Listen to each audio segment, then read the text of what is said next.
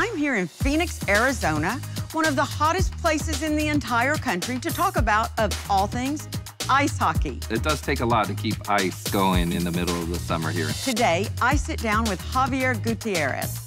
Javier came to the U.S. from Mexico at age 5 and is now the first and only Latino CEO in National Hockey League history. Never did I think in my wildest dreams it would be hockey and that it would be Arizona. Leading the Arizona Coyotes with one goal in mind, to win on the ice and in the community. Sports has a very unique voice and a very unique platform to really make a difference in people's lives.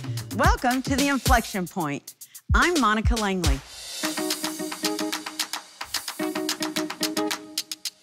Javier, welcome to the Inflection Point, and I'm so happy to be with you in this grand stadium. Absolutely. Thank you, Monica, for this, and it's wonderful to finally get a chance to meet you in person. All right.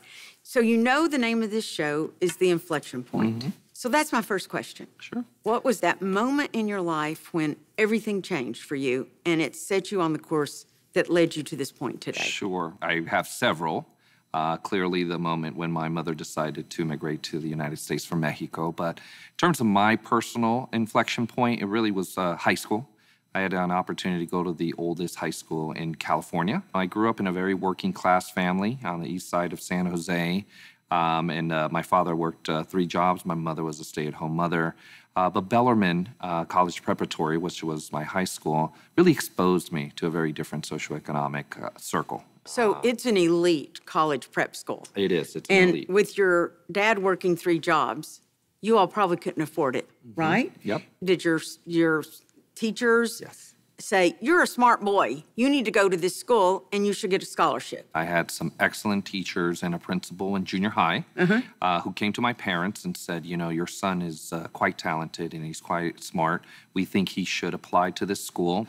And it really set me off to a different trajectory in terms of my academic career and my professional career. And you could visualize a life that you might aspire to. Absolutely. You know, I was very much encouraged to apply to every college, to think about any industry. But let's go back. You're 5 years old, right? And that's when your mother left Mexico to come to the U.S.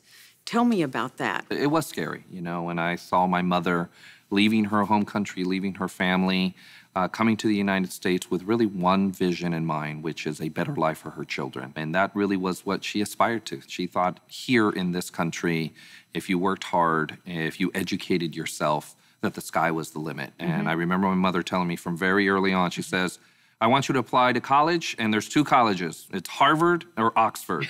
And I said, and well, where did she get that in her brain? Well, so Harvard from Love Story. Right, so the movie, with Alan McGraw, of course, and then Oxford because it was just the international renowned school. My mother aspired to be a nurse growing up, and sadly she didn't get past junior high. But education was always valued. So growing up in San Jose, did you have to get acclimated? Did you speak English yet? Well, I went from the English as second language classes right to the gifted and talented education classes. So. Wow. I really give a lot of credit to the teachers who saw a lot of talent and opportunity in me and a lot of promise in me. And really also my parents who really fought for me to get into those classes. So, but you know, San Jose and the Bay Area, I talk about this a lot because I do have a concern about where it is today. Growing up, it was a phenomenal place to grow up. You had this thriving immigrant community, Latino, Southeast Asian, Mexican in particular. And so really, you know, you saw a lot of opportunity there. I'm concerned because when I think of Silicon Valley now, it's very unaffordable. The jobs are either very service, low income, or very high-tech, high income. So somewhat of a barbell economy. But did you ever face discrimination or something that inspired you to want to be sure that more people are empowered?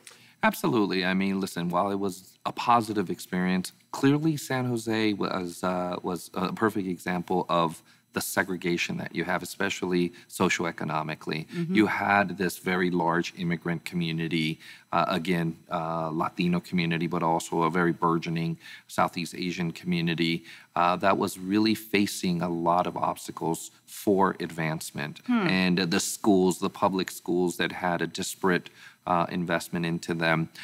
So it really is representative of what you have in these urban and suburban communities where not all the resources are given to all the communities equally. And so, yes, I mean, I absolutely had that as part of my personal journey, and it definitely fueled my interest and my desire to make a difference. Now, when you graduated from high school, you envisioned a life in politics. I mean, that was your life's dream, was to get into politics to change the world, right? So how did that develop in you, and then when did that change? Sure.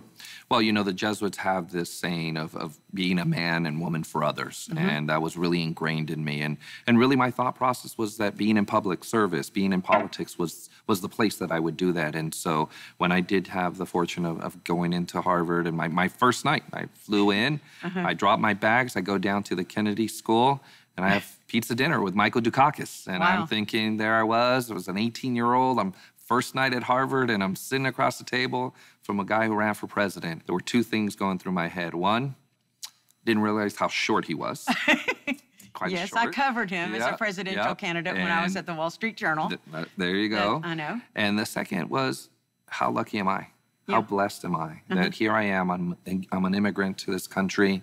I've worked hard. I've had a number of people open incredible doors for me. And in my first night in college, I'm sitting across the table from someone who could have led this country. And to me, that just was everything that I thought I wanted to be.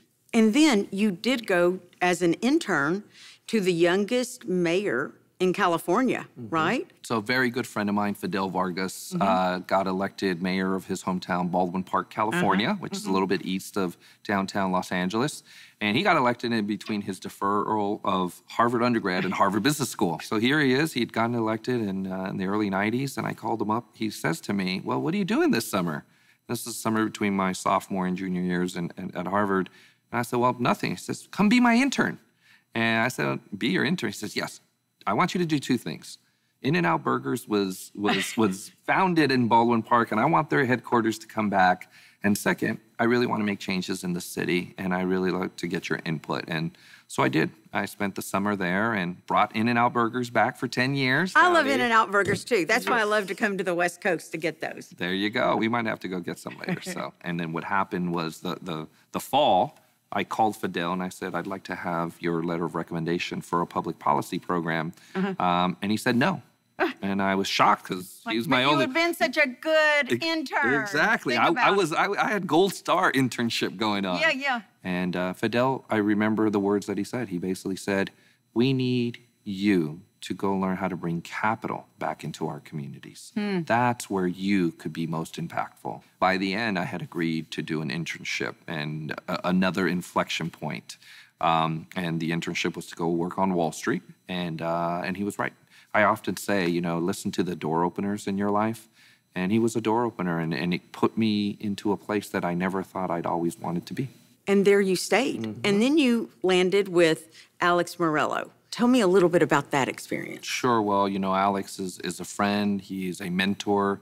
He's one of the, you know, most accomplished business people I know. And I had a chance to meet him in 2010, shortly after the global financial crisis, through a mutual friend. He's a son of Cuban immigrants, right? So you all have a little bit of that in common, right? Absolutely. And when we met, really the opportunity was to take what he had already established as a successful entrepreneur in food and in construction and in banking and really grow it. And we did. I was there for about 7.5 years. I helped lead the investments and the holding company. And by the time I left in 2017, we had owned and operated 35 different companies. Wow. And in many instances, we were the largest Latino-owned, fill in the blanks. Everything from a media company based in Los Angeles, largest Latino-owned bank in California. And I'm very, very proud of his success. I'm very honored to have been a part of it. And so then you went off and did some of your own business. And then suddenly, Alex, your partner in many of these ventures, goes and buys the Arizona Coyotes. Yes, that's what the heck? That was my reaction too, I'll be very frank. I mean, did you ever envision that he would buy an ice hockey team and then call you about it? So the answer is no. Never did I think in my wildest dreams it would be hockey. and that it would be Arizona, and that it would be Alex Morello. No, not at all. So tell us about, how did that happen? He'd really wanted to be in sports for a while, and at the time I was a partner at a private equity firm with my roommate from graduate school at Stanford, and Alex calls me up and he says, "Listen, I'm about to be announced as the first Latino owner in the NHL. I'd like for you to be there," and so I came. And you are the first Latino CEO. Yes. In NHL history. So this is a big deal. Thank you. Okay. Did he say something to you, or was there something in your heart that, you know what, I think I can make a difference here? It was Alex. He gave me a call in the early part of 2020, and he had owned the team for a while, and he called me and he finally said, I know why you need to do this. And he said something that I'll never forget. He says, "Listen, sports has a very unique voice and a very unique platform to really make a difference in people's lives. And I think that's where you're at in your life, in your career. And honestly, that really resonated with me. It kind of opened my eyes to this as an opportunity to really make an impact. And yes, you know, we are all passionate about our teams and we want them to win, but we also want to create and inspire. We want to unite people. We want to create an organization that people think of, and it brings greatness and excellence into their lives. When you first thought as a young man it was going to be politics, now it's as a sports CEO. Yes, that's where we're at. It's a little bit different, but you're making a difference. It's a little different, but it's exactly the same ethos, right? How can I be a man for others? How can we use our platform? How can we use this arena, which, by the way, has been a voting location? It's been a vaccination center. It's been a water and food drive center. Just the physical space alone and the impact we make on this community during this pandemic shows what is possible with sports. Now, let's talk about the Arizona Coyotes, because you came to a team that is not known for being a winner per se. Sure. I mean, it went for 9 seasons and getting in the playoffs only once, I think. Yes. What are your plans to turn the team into a winner? What's on your agenda? Yeah, so, I mean, the goal is to win on the ice and to win off the ice. Yeah. On the ice, yes, we need to come in and really revamp and create a sustainable winner. So that starts with leadership at the top. We hired a new general manager who had won a Stanley Cup with the St. Louis Blues and really has that winning pedigree. You know, Bill Armstrong said in his opening press conference, we want people here who will bleed in the desert. And this whole concept around having hustle and heart. And caring and giving everything that you have. And so that really starts with the ethos of around that. And then bringing talent and bringing the best trainers and coaches and development program and really leveraging science and technology in a way that hasn't happened here before and really being best in class. Even you said, though, that this is a challenge enterprise, I think, when you got here. And, of course, I read the reports of people saying the team delayed payments to airlines or to vendors, and then there was the draft pick that you all ultimately made that had been had a juvenile court conviction. So, clearly, you've had a learning curve here. Yes. How are you dealing with all these things as a challenged enterprise? Well, the entire opportunity so far has been a challenge. I started in the middle of a global pandemic. The season had been paused. And yeah, you know, I mean, this is an organizational turnaround, you know, using our skill set of having done that in so many industries. But we start by saying we're committed to providing the resources that it takes to win. But you have had challenges here historically that we have to undo. There have been business arrangements that have really undermined the financial stability of this organization, that we had to make difficult choices. It wasn't for a lack of resources on our part. It was for a lack of wanting to go down the same path that had really hurt the organization. As far as, you know, what happened with the draft, you know, we gave a young man an opportunity to really atone for a mistake that he had made. Unfortunately, that wasn't what it was in his mindset, and we moved on. And so for us, it really comes down to really identifying the right people to be part of the organization, to be out there with the mission and the vision that we have. And that's very similar to every business that I'd ever invested in and helped run. You're dressed like a businessman. I mean, you could have come in here from Wall Street. My wife, Jerica, often kids that she doesn't let me leave the house unless I'm dressed like this. But I do think it's important. I think it's important that we are reframing what the narrative is of the Arizona Coyotes. That's interesting. That we're serious, that we have a plan, that we're here to really make a difference. And I talk a lot about, our vision around that, but that, we're business people. We may not be sports people, but we're business people. We have a plan. We've done this before in terms of taking unloved assets and turning them around. And I just think it's important to create that presence as the leader of the organization in this community. And so to me, first of all, it's natural to me. But second, I do it because I want people to know that we are very serious and we're very committed, and that, we have a plan that they should have confidence in. So you are driven to succeed here. Absolutely. So the National Hockey League is in for some change through you all at the Coyotes. Well, really, there's three key pillars to the business plan. It's around impact, inclusion, and innovation. Okay. Impact is really embracing our role as a community leader, as a business leader. On the inclusion, I take great pride in the fact that we are putting diverse voices at the table of decision-making authority. I think you know this, Monica, that we have the largest female executive team in the NHL. Exactly. And I'm very proud of that. We make that intentional, right? We're intentional about that effort to bring those voices to the table. Borrowing the great Wayne Gretzky's line of where is the puck going in America, right? We have some pucks right here. Absolutely, absolutely. So where's the puck going in America? Young, female, diverse, purpose-driven, and tech-enabled. And here in Arizona, when we talk about diverse, we're talking about the Latino cohort. 43% of the Arizona population is Latinx. Yep. And then here, you're the first Latino CEO. You're like ideally suited to go for this market. Yep. But we also don't take that for granted, that just because we're Latino, we're going to attract. For us, it's a matter of us opening our doors, welcoming that community here, and really being the last pillar, innovative, thinking differently. So, a lot of people think innovation is just technology. Certainly, we can talk about all the technology that we're embracing and utilizing, but it's also thinking differently. That's fascinating. And you are shaping the team as a CEO. You're, as you say, at the leadership level, but can you also do it at the player level? When we're talking about diversifying the face of hockey, it's really going out at the youth level. We have one of the best youth girls hockey program in the country, the Kachinas program. Here? Yes, here in Arizona. And you would think, okay, it would be probably in the East Coast or the Midwest, but it's here. And I'm very proud of that. So you're trying to grow them up. Absolutely. Well, now another thing is, as you talk, you can use sport, and that's one of the reasons you came, as a platform for change. Yes. Do you think that sports should also be involved in social and political issues? Sure.